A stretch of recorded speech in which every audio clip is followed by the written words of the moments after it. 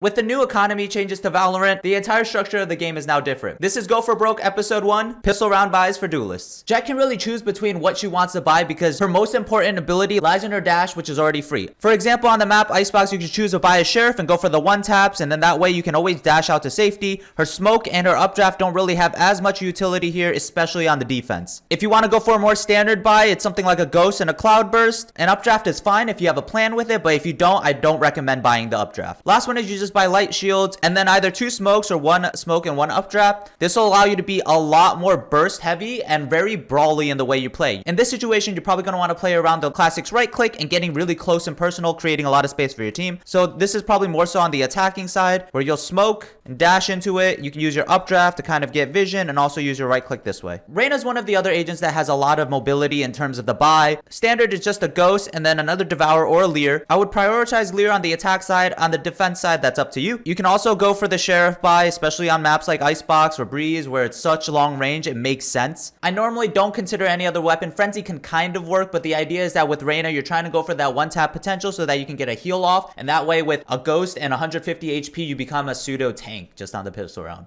With Raze, the satchel is pretty much the most useless ability, but the boombot has super high value, being really annoying to break when you have pistols, and also allows you to combo with your paint shells once you know where they are. So a common one is just to go light shields and boombot. You can also go for the frenzy or ghost, but keep in mind that removes any option of getting the boombot, and you're gonna have to rely on its satchel and your aim. For Phoenix, his blaze wall is probably the most useless ability here, so normally you're not gonna buy that, but the flashes are still very strong, which allows you to buy ghost and flash or frenzy and flash. Normally with Phoenix, I'd probably recommend more toward a frenzy and a curveball, or if you really want light shields. Reason being that his flashes are mostly close range flashes, which means that you're probably going to take some sort of damage when you're swinging off your flash, and the extra HP or the better close range gun is going to help you out a lot more. The ghost is also okay. Yoru is also in a similar position to Phoenix, as you're usually relying on his flashes, but due to the fact that his flashes go farther range than Phoenix's, ghost is a better option. But on maps like Bind, you can go for light shields, flash, and fake out, or drop the light shields and get a frenzy instead. This way you can continually start pressuring with the TP with your fake steps while maximizing your weaponry. Initiators are next.